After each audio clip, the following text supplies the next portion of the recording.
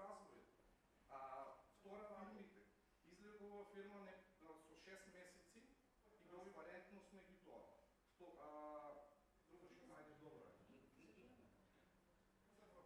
Фирма која има многу голем обрат на средства. Ама административно време, мораме да ги имаме Штип. Значи, денеска имаме работен состанок со регионалната комора во Штип, организирана од Стопанската комора на Република Македонија. Значи, јас сум задоволен од одзивот, од бројот на стопанственици кои што денеска се присутни на средбата.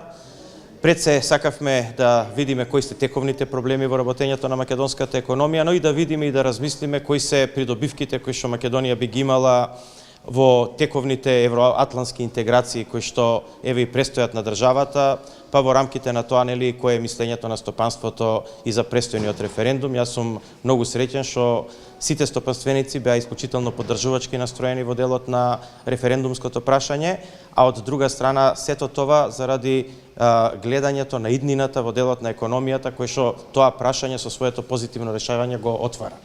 Од друга страна, значи, ги разгледувавме приоритетите. Стопанствениците искажаа задоволство во делот на Законот за финансиска поддршка, во делот на поддршката и изедначувањето на критериумите и за македонските и за странските компании, за транспарентноста на тие мерки, но исто така отворивме и прашања кои што се уште не се решени, а тоа е пред се прашањето на кадарот, прашањето на бирократијата, прашањето на останатите административни и бирократски пречки кои што ги има економијата и зацртавме план да во следната година точно на овие прашања работиме на прашањето на образованието, на обезбедувањето на кадар и на надминување на бирократските бариери. Бирократски бариери за жал се уште има. Мислам државата дека има тука простор за сериозно подобрување и она ќе биде значи таргет следната година во делот на економските мерки.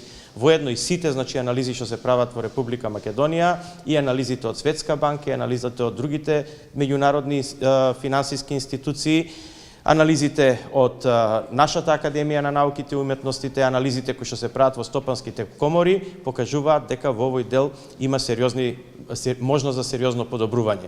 Она што треба секако да се подобри е продуктивноста на македонските компании. Македонските компании својата продуктивност ќе ја подобрат ако инвестираат во нови технологии и во знаење. Управо тука државата и владата ќе бидат партнери на економијата во тој дел. Законот за финансиска поддршка на инвестициите е само еден дел од тие мерки. Последните недели промовиравме мерка за практиканство со кое што сакаме да почнеме да ги решаваме или да направиме прв чекор во решавање на проблемот со кадрите. Размислуваме за мерка која што се вика шанса за сите, за преквалификација на кадрите на сметка на државата, а во корис и на пред се невработените, а и секако на економијата. Така да мислам дека сите овие мерки се произлегуваат точно од овакви разговори и владата ќе биде секојаш тука да слуша што кажува стопанството и да реагира соодветно на тоа. Наредната година би можело да се размислува за замрзнување на придонесите и тие пари да се враќат во зголемување на плати. Значи, подолго време зборуваме со компаниите од текстилната индустрија и од кочарската индустрија. Тие се практично најзагрозени во Република Македонија од светската конкуренција. Размислуваме како да обезбедиме од една страна да растат нето платите на вработените, а од друга страна да нема негативен ефект врз буџетот, а со самото тоа да се обезбеди обстанување на овие компании и нивна конкурентност во светските пазари.